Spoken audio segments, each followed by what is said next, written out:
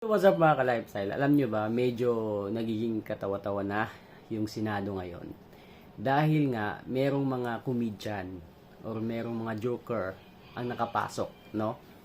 Na until now, kung mapapansin nyo, pilit pa rin niyang ini-insist yung kanyang paniniwala, no? Even though mapapansin nyo rin na makailang beses na tong, kumbaga, kinokoreksyonan ng kanyang kapwa senator, no?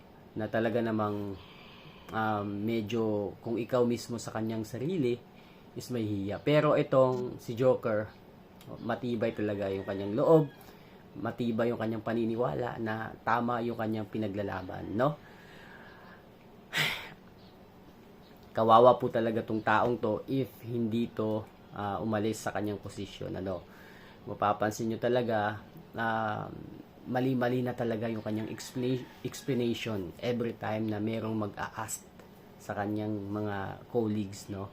Ganun pa man, wala tayong magagawa kasi nagkaroon siya ng enough na boto para maging Senate President. Ang akin lang po ditong pinupunto mga ka-lifestyle, kung meron man siyang kahihiyan, no? Dapat umalis na siya sa pwesto niya ngayon din kasi nga hindi lang isa o dalawang komento na negative yung matatanggap niya. Like for example, yung kay Senator Bato de la Rosa, yung statement ni Senator hindi daw sabi ni hindi daw sabi ni Senator de la Rosa, hindi daw yung Senate hearing ay hindi isang noontime show, no? Na puro gimmick lang.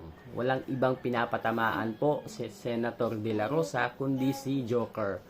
I mean si Soto, na hindi ko alam kung anong meron tong taong to, hindi tinatablan ng kahihiyan.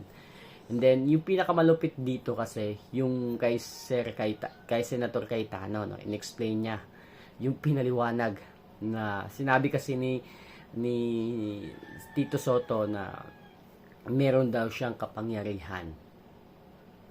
Sinabi niya doon na meron siyang kapangyarihan kumbaga mag-disseminate or let's say mag-transfer, no? Which is pinalagan po ni Cayetano, in-explain niya ng mabuti, no? Nahilaw po talaga si Soto doon sa mga pinagsasabi niyang walang kabuluhan, no? Alam ko mga ka-lifestyle, maraming mga hindi sumasang-ayon na maging Senate President si Soto. Meron ding mga iilan, no? Yung mga iilang tao na yon na sumasang-ayon na magaling or pwede si Senator Soto is kumbaga followers or masugid na tagapanood yan ng Itbulaga. Ako actually, no, matagal na ako nanonood ng Itbulaga, pero ngayon nung naging Senate President na talaga tong si Sotok, nawala na ako ng gana actually, no, kasi hindi naman talaga dapat siya pang Senado, no.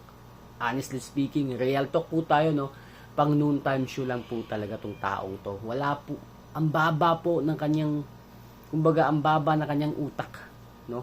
Ang layo ng utak niya sa mga lawyer, no, ang layo. Sinabi niya pa doon during interview na mamatay daw sa kahihiyan yung minority. Sino ba yung pinapatamaan niya? Yung mga abogado, which is si Marcoleta, no?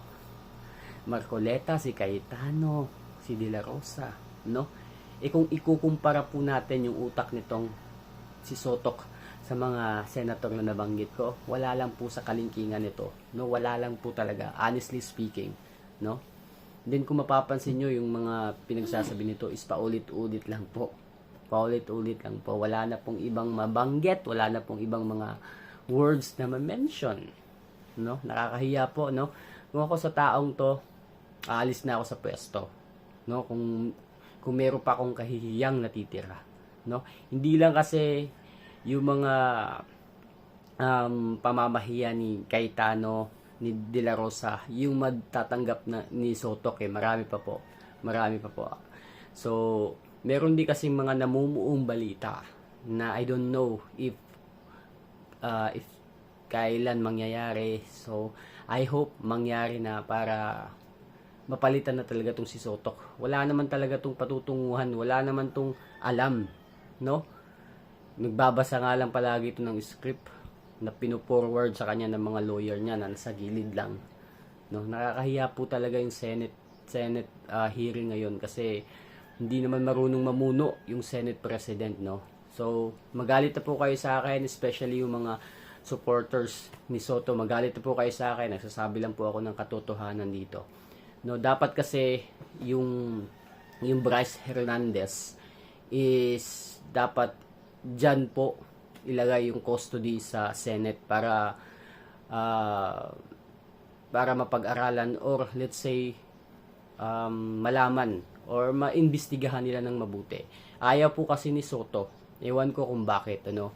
Kasi pag dilagay daw dun sa ginawang star witness daw itong si Bryce Hernandez, magkakaroon daw ng immunity. Wala nang chance na makulong. Yun yung gusto niyang.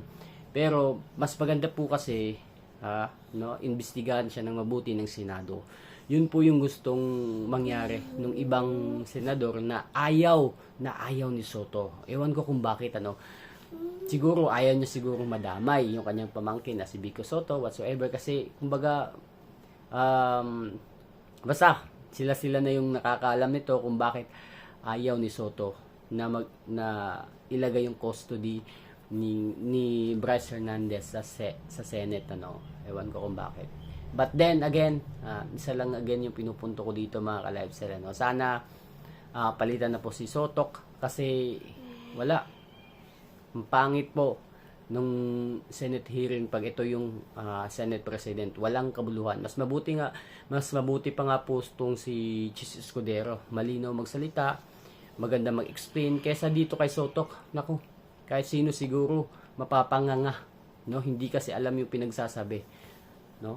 Kumbaga din nung pinersonal po siya, makikita nyo naman sa yung during suspension ng kanilang hearing, makikita nyo naman na nasa gitna sila nag-usap-usap. Medyo nagalit po siya sa binigay na statement ni Senator De La Rosa, no? Gaya nga nasabi ko, kahit sino naman magagalit and then magkakaroon ng hinanakit or sama ng loob. Pero ganun pa man, sinabi lang po ni Senator De La Rosa yung katotohanan na nagiging bias po talaga tong si Sotok, no? So again, para dun sa mga solid supporters ni Sotok, sinasabi ko lang po talaga yung sinasabi ng karamihan or nakikita ng karamihan na hindi po talaga bagay si Sotok maging Senate President, ano. Hindi po talaga siya bagay. Hindi ko alam kung bakit naging Senate President to, kung sino-sino yung mga, alam na natin kung sino-sino yung bumoto, no, na maging Senate President to. Syempre against kay Chis Escudero, no. Isa na dito si Senator Subirik na marami din naiinis until now kasi siya yung nag-open ng motion na palitan si Chis Escudero. Hindi ko alam kung ano yung nakain din ng taong to, kung bakit pinalitan. So, once na transfer na yung si Bryce Hernandez sa custody ng Senate para maimbestigahan, kasi magkakaalaman na talaga kung totoo yung mga pinagsasabi nito na nagdadawit din to siya ng mga big names, no, na nasa loob ng Senado na until now active pa rin, no. Kasi yun na nga, yun kasi siguro yung iniiwasan ni Sotok, no, magkaroon din ng immunity system or immunity itong si Bryce Hernandez. Gusto niya makulong talaga to. So hindi ko alam kung tama ba yung decision niya, but then para sa akin, para sa karamihan, no, ayaw na ayaw or hindi nila gusto maging Senate President si Sotok. So yun lang mga ka-lifestyle, no, share ko lang sa inyo. Medyo naiinis lang din ako until now kasi ang tagal palitan tong si Sotok. Yun lang.